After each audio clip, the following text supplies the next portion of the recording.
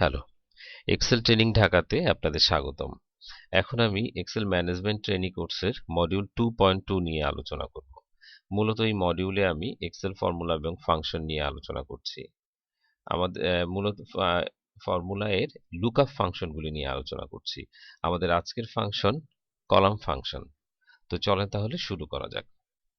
Column ফাংশনটা মূলত it returns the column number of the given reference, অর্থাৎ আপনি যে রেফারেন্সটা দিচ্ছেন সেই রেফারেন্স নাম্বারের যে কলাম সেই কলাম নাম্বারটা আপনাকে বলে দেবে। সাপোজ আপনার কার্সরটা যদি থাকে এখানে, তো আপনাকে কলাম ফাংশন যেটা বলে দেবে সেটা হচ্ছে এখানকার কলাম নাম্বারটা কত, অর্থাৎ এইচ নাম্বার কলামে আপনার কার্সরটা আছে।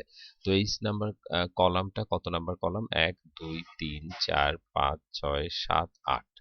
তো চলেন একবার হাতে কলম করি। Equal to COL column, not columns.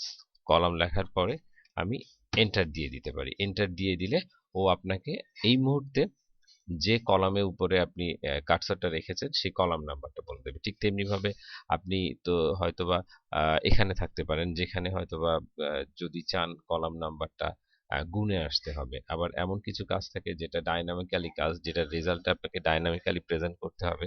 সেক্ষেত্রে আপনাকে ম্যানুয়ালি গুণে আসলে কাজ হবে না।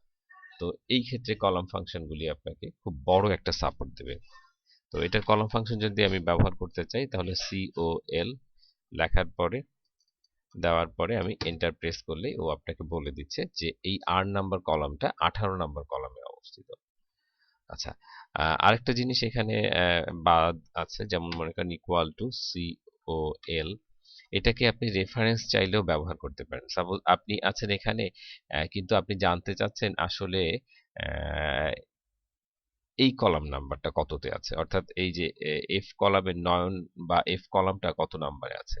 অর্থাৎ আমি যদি বলি যে এখানে আমি সাপোজ দেখিয়ে দিলাম রেফারেন্স হিসেবে, আমি এটা দেখিয়ে দিলাম যে আমি বর্তমানে আছি হয়তোবা ডি কলামে, আমি সেটা জানতে চাচ্ছি না, কিন্তু এই যে 8 লেখাটা যে কলামে আছে সেটা আসলে কত নাম্বার কলাম সেটা আমি দেখতে চাচ্ছি, অর্থাৎ আমি একটা রেফারেন্স চাচ্ছি।